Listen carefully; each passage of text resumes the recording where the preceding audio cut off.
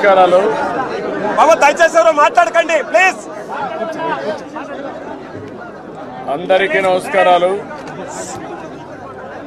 ఈరోజు కుప్పానికి ఒక 2 టీఎంసీ నీళ్లు తీసుకొచ్చి తద్వారా 640 చెరువులకు నీళ్లు ఇవ్వాలని, పాలారులో 30 చెక్ డ్యాములకి ఫిలప్ చేయాలని, తద్వారా మైక్ పెట్టకూడదు అనుకుంటా,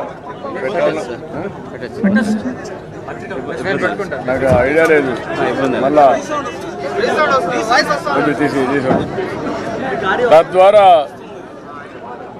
మొత్తం ప్రతి ఒక్క ఎకరాకు నీళ్లు ఇవ్వాలని, ఇది కాకుండా డ్రిప్ ఇరిగేషన్ కూడా లింక్ చేసి సమర్థవంతంగా నీరంతా ఉపయోగించుకొని ఈ నియోజకవర్గంలో ప్రతి ఒక్క ఎకరాకు నీళ్లు ఇవ్వాలనేది ఒక సంకల్పం.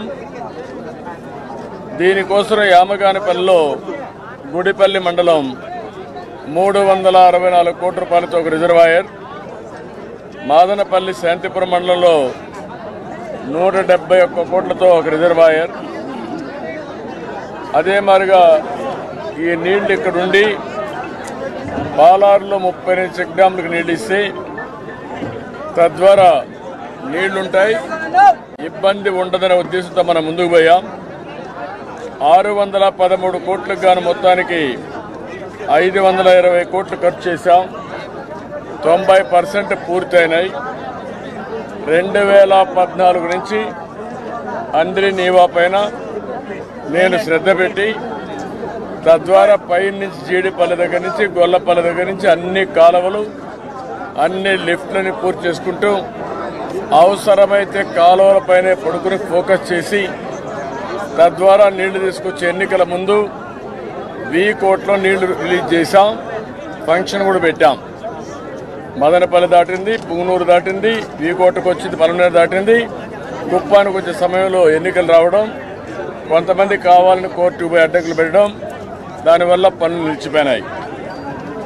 ఈ విషయంలో నేను చెప్పేది ఏంటంటే, నేను సీఎంగా ఉన్నప్పుడు దీనికంటే కాంప్లికేటెడ్ లిఫ్ట్లన్నీ ఉంటే, పెద్ద ఎత్తునుంటే పనులు పరిగెత్తించి పులివెందులకు నీళ్ళు ఇచ్చాను. అక్కడ నీళ్ళిచ్చి పొలాలు పండించాం, అన్ని విధాలు ఆదుకున్నాం. ఇక్కడేమీ పెద్ద సమస్యలు లేవు. పనులు 10%, సింపుల్ వర్క్లు కూడా.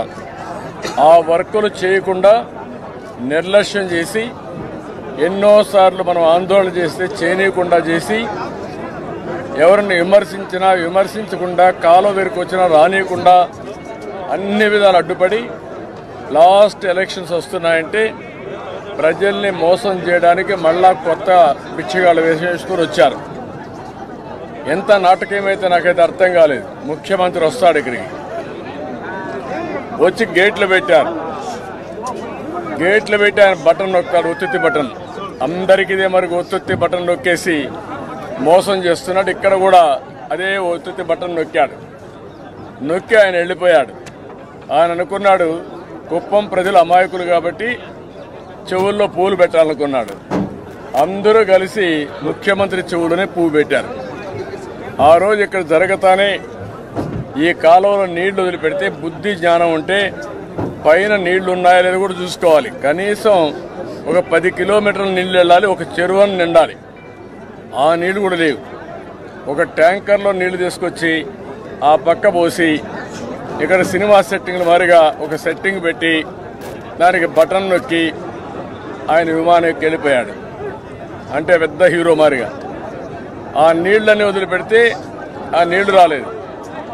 నెక్స్ట్ డే మార్నింగ్ మా వాళ్ళందరూ చూశారు, ఇదేంట్రా ఇంత మోసం చేశాడని. నేరుగా వచ్చారు ఇక్కడికి. నేరుగా వస్తే నీళ్లు ఇంకిపోయినాయి. ఉదయానికి ఎక్కడ నీళ్లు లేవు.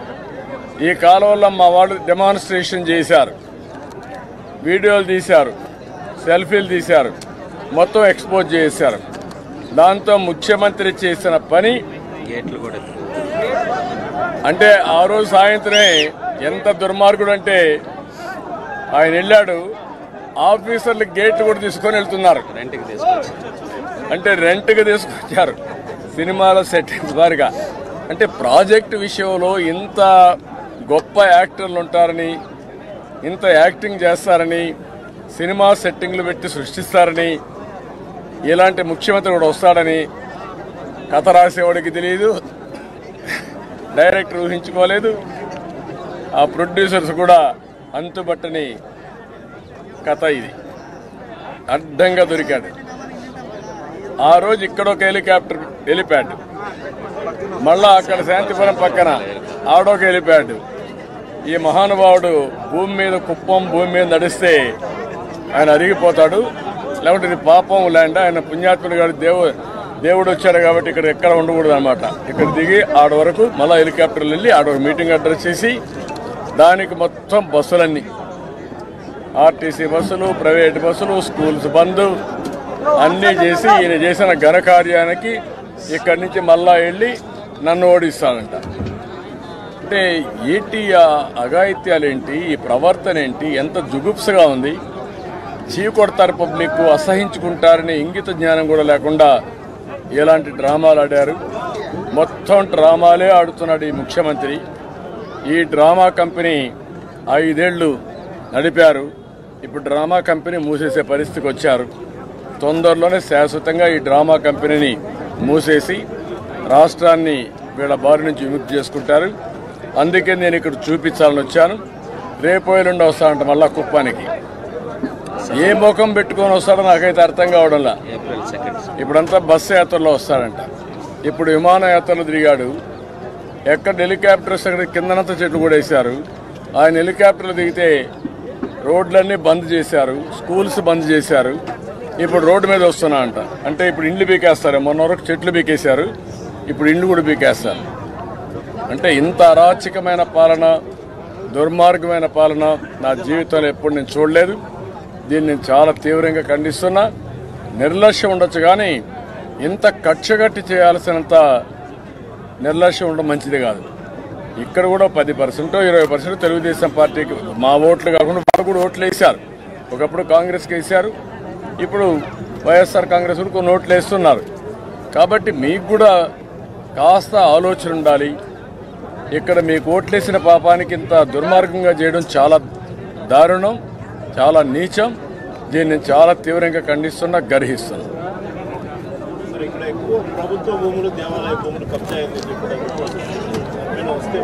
నేనేమంటానంటే మీరు జరగని అరాచకం రాష్ట్రంలో ఏముంది? ఒక దుర్మార్గుడి చేతుల్లో టెక్నాలజీగా ఉంటే ఆపరేట్ చేయడం చాలా ఈజీ. ఇక్కడ బ్లాటెంట్గా వచ్చి గేట్ పెట్టి సినిమా సెట్టింగ్ పెట్టి ఆయన లేచిపోతానే గేట్ తీసుకెళ్ళిపోయారంటే ఒత్తి బటన్ నొక్కేసి కింద నేను చూసిన సీలు మట్టి ఉంటుంది, అది కూడా కొట్టుకోవాలా, అది కూడా కరగలా. మీరు పోయి చూడండి, అది కూడా కరగకుండా నీళ్ళు వదిలిపెట్టారు. అంటే ఎంత గొప్పవాళ్ళు, ఎంత విద్య నాకు అర్థం కాదు. ట్యాంకర్లో నీళ్ళు, అదే చెప్పేది, ట్యాంకర్లో నీళ్లు పెట్టారు. అదే మరిగా మీరు చెప్పినట్టు ఒక ప్రాబ్లం ఉంది. ఆ టెక్నాలజీ దుర్మార్గుల చేతుల్లో ఉంటే అందరు ఆస్తులు మార్చేస్తారు. ఇష్టం ఉంటే పేర్లే మార్చేస్తారు. లేకుంటే 21A కింద పెట్టి గవర్నమెంట్ భూమి అంటే వాళ్ళు భయపడిపోయి ఇచ్చేస్తారు. డీకేటీ పట్టాలు కొట్టేస్తున్నారు, ఒరిజినల్ పట్టాలు కొట్టేస్తున్నారు, దేవస్థానం భూములు కొట్టేస్తున్నారు. కొన్ని వందల మంది, వేల మంది వైఎస్ఆర్ కాంగ్రెస్ నాయకులకు బలైపోతున్నారు. ఈరోజు నేను చూశారు సుబ్బారావు ఒంటిమిట్టలో, నేను ముఖ్యమంత్రిగా ఉన్నప్పుడు ఒంటిమిట్టని రామాలయం బాగా డెవలప్ చేశాం. ఆ కాటేజెస్ అన్నీ కట్టాం, టీటీడీ అడాప్ట్ చేసుకున్నాం. దాంతో ఏమైందంటే వాల్యూ పెరిగింది, ఒక గ్రోత్ సెంటర్గా తయారైంది.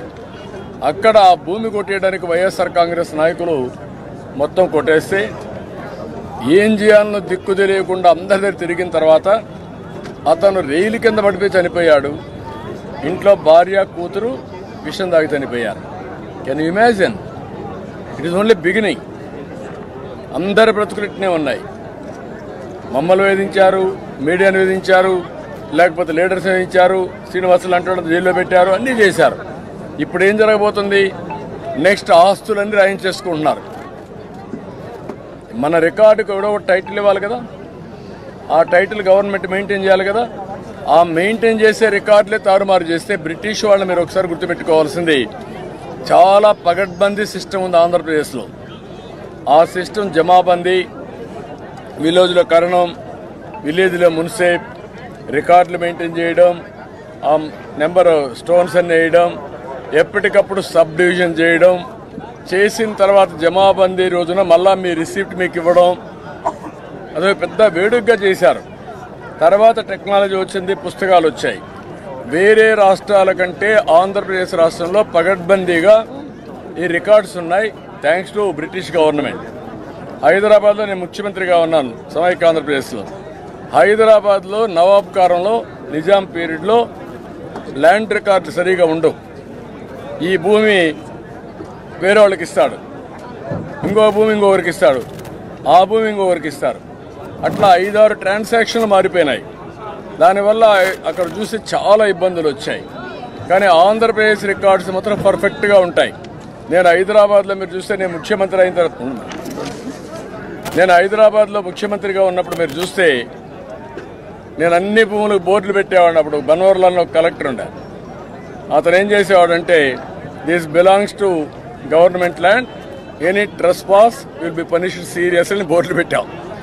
రెండో రూల్ పెట్టి అప్పుడు మీకు ఐడియా ఉందో లేదు, నేను పెట్టిన రూలు ఎంఆర్ఓ ట్రాన్స్ఫర్ అయితే ఎంఆర్ఓ ఫిజికల్ హ్యాండ్ ఓవర్ చేసిన తర్వాత భూములు అతను రిలీవ్ కావాలి. అప్పటి నుంచి custodian of that records present MRO. అంత పగడ్బందీగా మెయింటైన్ చేశాం. ఈరోజు హైదరాబాద్ డెవలప్మెంట్ మొత్తం అయిందంటే ఇలాంటి ల్యాండ్ చాలా ఉంది. ఆ రోజు బైఫర్కేషన్ అప్పుడు కూడా కొంతమంది పాకిస్తాన్కి వెళ్ళిపోయారు, వాళ్ళ భూములు ఉన్నాయి, నిజాం భూములు ఉన్నాయి, అవి తీసుకొని డెవలప్ చేశాం. ఇక్కడ రికార్డ్స్ అనేటి బ్రిటిష్ పీరియడ్లో 1 ఎకరా కానీ 1 ఇంచు కానీ తప్పు ఉండదు. నేను చిన్నప్పుడు చూశాను జమాబంద్ అంటే ఒక నెల పండగ, కర్ణాలు వాళ్ళంతా ఊరికి వస్తారు, వాళ్ళు రికార్డులు ఎస్టాబ్లిష్ చేస్తారు, అక్కడి నుంచి రికార్డు మనకి రిసీప్ట్లు ఇస్తారు, మళ్ళీ వాళ్ళు పోయి మండల హెడ్ క్వార్టర్లో తాలూకా హెడ్ క్వార్టర్లో కూర్చుంటారు, రికార్డ్స్ ఎస్టాబ్లిష్ చేస్తారు, డిక్లేర్ చేస్తారు. ఎన్నికల్లో ఫలితాలు ఎట్లా డిక్లేర్ చేస్తారు 5 ఏళ్లకు జమాబందీలో డిక్లేర్ చేసేవాళ్ళు. అలాంటి రికార్డ్స్ అన్ని ఇతని పెద్ద మనిషి వచ్చి నెమ్మల రాళ్ళు వేసేసాడు ఆయన ఫోటో పెట్టి. ఇప్పుడు అన్నీ తీసేయాలి పోలీసులు, ఎందుకంటే ఎవరి ఫోటో ఉండడానికి వీల్లేదు కదా. ఎట్లుంటాయి నెంబర్ రాళ్ళ పైన, పట్టాదారు పాస్బుక్ల పైన నీ పేరు నీ ఫోటో ఎట్లుంటుంది, సర్టిఫికెట్స్ పైన మీ ఫోటోలు ఎట్లుంటాయి. ఎక్కడ పబ్లిక్ ప్లేస్లో ఉండకూడదనుకున్నప్పుడు ఇవన్నీ ఎట్ట పెడతారు అంటే ఒక తుగ్లక్ పరిపాలనని మరిపించే విధంగా ప్రజాధనాన్ని, ట్యాక్స్ పేయర్స్ మనీని ఎంత దుర్వినియోగం చేశాడో ఇవన్నీ ఉదాహరణలు. అందుకే నేను కోరేది ప్రజా కోర్టులు ఇలాంటి దుర్మార్గాన్ని శిక్షించాలి. That none of his business. నువ్వు కట్టిన ట్యాక్స్, నేను కట్టిన ట్యాక్స్, వీళ్ళు కట్టిన ట్యాక్స్, పేదవాళ్ళు కట్టిన ట్యాక్స్, ఆ ట్యాక్స్ డబ్బులు తీసుకుపోయి ఇంత దుర్వినియోగం చేయడం అనేది అధికార దుర్వినియోగం. ఇది పరాకాష్ట. అలాంటి వ్యక్తులకి శిక్ష పడాలి చట్టపరంగా. రెండోది ప్రజా కోర్టులు కూడా శిక్షించాల్సిన అవసరం ఉంది. ఆ విషయం నేను చాలా స్పష్టంగా చెప్తాను.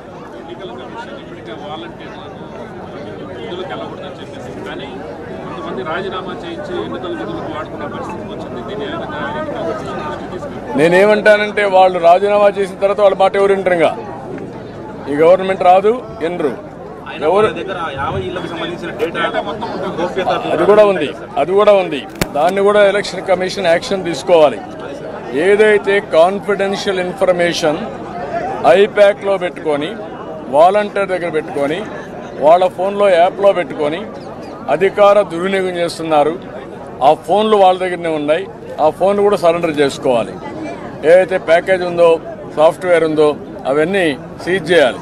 లేకపోతే వాళ్ళ దగ్గర డేటా ఉంటుంది, ఫోన్లు ఉంటాయి, వాళ్ళు మాట్లాడుతూ ఉంటారు, నేనేమేమి ఇచ్చా అవన్నీ చెప్తా ఉంటారు. అది కూడా ఇమీడియట్గా ఇచ్చామని మేము ఇచ్చాం. మళ్ళీ మేము ఎలక్షన్ కమిషన్ కూడా చెప్తాం. సార్, ఇప్పుడు 7 సార్లు ఇక్కడ ఎమ్మెల్యే ఉన్నారు, 14 ఏళ్ళు ముఖ్యమంత్రి ఉన్నారు, కనీసం కుప్పానికి ఆయన నీళ్లు కూడా వేయలేదు, ఎలాంటి అభివృద్ధి జరగలేదు. అలాంటి పెద్ద మనిషిగా మీరు ఓట్లు వేసి గెలిపించేది మొన్న బహిరంగ సభలో మీ పైన మాట్లాడినటువంటి తీరు దానిపైన ఎట్లా మీరు రియాక్షన్ అవుతారు? నేను అడుగుతున్నా, కుప్పంలో నేనేం చేశానో వాళ్ళు చెప్పక్కర్లా. చిన్న పిల్లోడిని 6వ తరగతి అడిగి చెప్తాడు. నీకు తెలీదా? నువ్వు చెప్పుండాలి వాడికి. నీకు బుద్ధి ఉందా లేదయా? ఆయన ఏం చేశాడు? ఆ మెడికల్ కాలేజ్ అయింది, స్కూల్ అయింది, రోడ్డు అయింది, స్ట్రీట్ లైట్ అయింది, కమ్మోడ్ అయింది. ఆయనే గుర్తుపెట్టుకోండి మీరు. నువ్వు నడిచే రోడ్డు కూడా ఆయన వేసింది చెప్పాలి. నువ్వు మాట్లాడవేంటి? కుప్పానికి ఏం చేశాను నేను? పులివెందులు నేను చేశా. నువ్వు వచ్చి ఇక్కడ ఏం చేయలే. ఎప్పుడు ఈ గవర్నమెంట్ వచ్చినా కుప్పం పైన సీత కన్నేశారు. అభివృద్ధి ఆగిపోయింది. లాస్ట్ టైం రాజశేఖర్ వచ్చి ఏం చేశాడు? ఇజ్రాయెల్ టెక్నాలజీ నిలిపేశాడు. గుర్తుపెట్టుకోవాలి మీరన్నీ. ఇక్కడ కాడా ఆఫీస్ ఉంటే దాన్ని రిమూవ్ చేశారు. ఇప్పుడు ఈయన వచ్చి ఏం చేశాడు? ఒక్క డెవలప్మెంట్ చేశాడా? మొత్తం నాశనం చేశాడు. వీళ్ళు మాట్లాడడం ఏంటి? కుప్పం యొక్క ఆస్తుల్ని, సంపదని కొల్లగొట్టారు. గ్రనైట్, శాండ్, ల్యాండ్స్ అన్నిట్లో వీళ్ళ ఇష్ట ప్రకారం చేశారు. కాబట్టి ఎవ్వరు ఇక్కడ నమ్మరు. కుప్పంలో నీతి నిజాయితీ ఉంది, ప్రజల్లో ఒక పద్ధతి ఉంది. అందుకే నేను ఏ ఎలక్షన్ కూడా రాకుండా వాళ్ళే గెలిపిస్తున్నారు. ఇప్పుడు కూడా వాళ్ళే ఒక లక్ష్యం పెట్టుకున్నారు, లక్ష్య మెజారిటీ. ఆ లక్ష్య మెజారిటీ మీరు చూస్తూ ఉంటే అనిపిస్తుంది మీకు ఏ విధంగా స్పందిస్తున్నారు. కాబట్టి ఇక్కడ వాళ్ళ యొక్క కుప్పిగంతులు ఏం పనిచేయవు. ఆ విషయం వీళ్ళు గుర్తుపెట్టుకోవాల్సిన అవసరం ఉంది. మొన్నే గుండిశెట్టిపల్లి దగ్గర చూశారు మీరు. ఆ భూమి దేవాలయం భూమి, బసవేశ్వర స్వామి మాన్యం, 8 ఎకరాలు, 5 సంవత్సరాలు రక్షించాం. ఇప్పుడు పక్కాగా ప్లాన్ వేసుకుని అది కూడా కొట్టేయాలని చూస్తున్నారు. ఏమన్నాళ్ళు వీళ్ళకి? 2 కోట్లు 3 కోట్లు ఉంది. ఇష్టానుసారంగా ఇప్పుడంతా ప్రభుత్వ భూములు అయిపోయినాయి, డీకేటీ భూములు అయిపోయినాయి, ఇంకా ఎండోమెంట్ భూములు అయిపోయినాయి, ఇంకా ప్రైవేట్ ఆస్తుల పైన పడ్డారు. ఇది చాలా ప్రమాదకరం. దీన్ని చాలా తీవ్రంగా ఖండిస్తాం. ఏది నేనేమంటానంటే బుద్ధి జ్ఞానం ఉంటే ఎవడా పనిచేయడు. మీరు మనుషులైతే మీకు ఒక మానవత్వం ఉంటే మీరు చేయరు. మీరు రాక్షసులా, వింత జంతువులా? God only knows. మీ గవర్నమెంట్ ఉంది. మేమేం చెప్పాం? మీరు జే బ్రాండ్ లెక్కర్ వచ్చింది అని చెప్పాం. చెప్పినాక మీరేం చేయాలి? కాదని మీరు ప్రూవ్ చేసుకోవాలి కదా. దేశంలో ఈ బ్రాండ్స్ ఉన్నాయి, మా రాష్ట్రంలో ఇదే బ్రాండ్స్ ఉన్నాయి చెప్పాలి కదా మీరు. మేము చేసిన తర్వాత మా మీద ఎదురుదాడి చేస్తే అంటే ఏంటి? మీరు దోషులు కాబట్టి మీరు ఎదురుదాడి చేశారు. అది అయిన తర్వాత గంజాయి వచ్చింది. గంజాయి వచ్చిన తర్వాత మేము ఫైట్ చేశాం. అదే సమయంలో ఎక్కడైతే గుజరాత్ పోర్ట్ నుంచి డ్రగ్స్ వచ్చాయి, విజయవాడ అడ్రస్ పెట్టారు ఇక్కడ కన్సైన్మెంట్ రిసీవ్ చేసుకోవడానికి. ఆ రోజు మేము చెప్పాం. చెప్పితే మా ఆఫీసు మీద దాడి చేశారు. మా ఆఫీసు మీద దాడి చేశారంటే మీకు అర్థమవుతుంది కదా. అంటే మా నోరు మూయించాలి. అక్కడి నుంచి ఇప్పుడు మళ్ళీ ఎవ్రీడే పేపర్లో చూస్తున్నారా మీరు? గంజాయి అక్కడ పట్టుకున్నారు, ఇక్కడ పట్టుకున్నారు, చెన్నైలో పట్టుకున్నారు, మొన్న కరీంనగర్లో పట్టుకున్నారు. అన్నీ వస్తున్నాయి. ఒక నిమిషం. కరీంనగర్లో పట్టుకుని అన్నీ వస్తున్నాయి. అన్నీ వచ్చిన తర్వాత కనీసం ఇంగిత జ్ఞానంగా ఉంటే నువ్వు కండెమ్ చేయాలి కదా. రెండోది నువ్వు ఒక సమీక్ష పెట్టాలి కదా. ముఖ్యమంత్రి కదా నువ్వు. గాడిదికి పళ్ళు కాస్తున్నారా? పళ్ళు తోముతున్నారా మీరు? నేను అడుగుతున్నా. ఒక ముఖ్యమంత్రికి అర్హత ఉంది నీకు? అది అయ్యింది. ఇప్పుడు సంధ్య అక్వాలో వచ్చింది. వచ్చిన తర్వాత ఎందుకు నీ ఆఫీసర్లు అక్కడ పోయి అడ్డం పడ్డారు? You answer that. నీ ఫోటోని వేసి సంక్రాంతి సమయంలో మీ అందరి ఫోటోలు వేసి వాళ్ళ మేనేజ్మెంట్ వాళ్ళు నీకు శుభాకాంక్షలు తెలియజేశారు. మీ A2 విజయసాయి రెడ్డి అక్కడ ప్రెసిడెంట్ అయితే ఈయన ఇంటర్నేషనల్ ఫిగర్ ఇలాంటి నేర సామ్రాజ్యానికి. అతను నేను అందరికీ ట్వీట్ పెడతాను, ఏ ప్రైమ్ మినిస్టర్ అయినా ప్రెసిడెంట్ నేను ట్వీట్లు పెడతాను అంటే ఎక్కడికి పోతున్నారు మీరు? నువ్వు పెట్టచ్చు. బ్రెజిల్ నుంచి వచ్చింది. You are answerable for this. You answer this. ఇన్ని జరిగితే మళ్ళా వేరే వాళ్ళపైన నెప్పవేయాలంటే ఎంత దుర్మార్గులో, ఎలాంటి వ్యక్తులు దీన్ని అర్థం చేసుకోవాలి, ప్రజలు గుర్తుపెట్టుకోవాలి. వీళ్ళు తప్పు చేసి ఎదురు వాళ్ళపైన దాడి చేయడం, మీలాంటి వాళ్ళు పాపం ఆ దాడి చేస్తా ఉంటే మమ్మల్ని క్వశ్చన్స్ అడగడం, ఇది ఒక ఆనవాయితీ అయిపోయింది.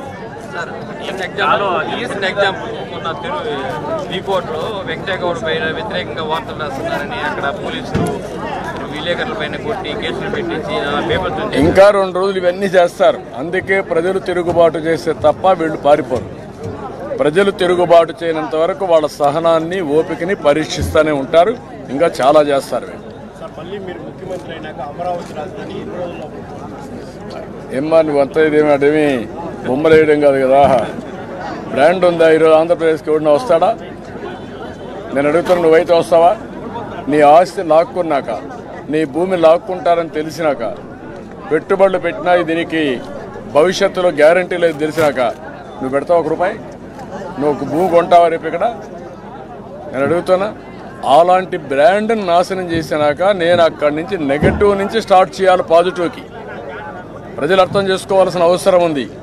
ఇది నాకు ఒక్కరికి నష్టం కాదు, ఇప్పుడు మాట్లాడే మీ అందరికీ నష్టం. వైఎస్ఆర్ కాంగ్రెస్ పార్టీలో ఉండే నాయకులకి, కార్యకర్తలకి, ప్రజలకి, మీడియాకి అందరికీ నష్టం.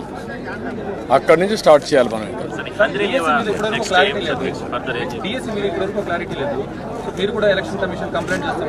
నేనేమన్నానంటే మెగా డిఎస్సి పెడతాం. ఇప్పుడు మొన్న వారిగా పబ్లిక్ సర్వీస్ కమిషన్ వారికి ఇప్పుడు పెట్టి మ్యానిపులేట్ చేసి మళ్ళా ఉద్యోగాలు ఇచ్చేసుకుంటే పిల్లలు అన్యాయం అవుతారు. ఎలక్షన్ అవుతానే 60 డేస్లో ఫస్ట్ ఫైల్లో సంతకం పెట్టి, ఫస్ట్ డేనే సంతకం పెట్టి దానికి ఒక ప్రోగ్రామ్ ఇచ్చి విల్ కంప్లీట్.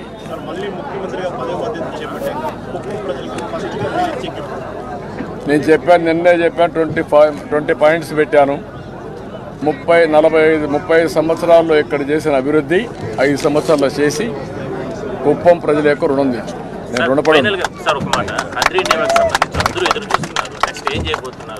1 ఇయర్ నీళ్ళు వచ్చేస్తాయి, పరిగెత్తా వస్తాయి. నీళ్ళు 4-5 నెలలు పరిగెత్తా వస్తాయి. ఇంకా మీకు అవసరం లేదు. ఆటోమేటిక్గా నేను వస్తా ఉంటే నీళ్ళు ఇక్కడికి వస్తూ ఉంటాయి.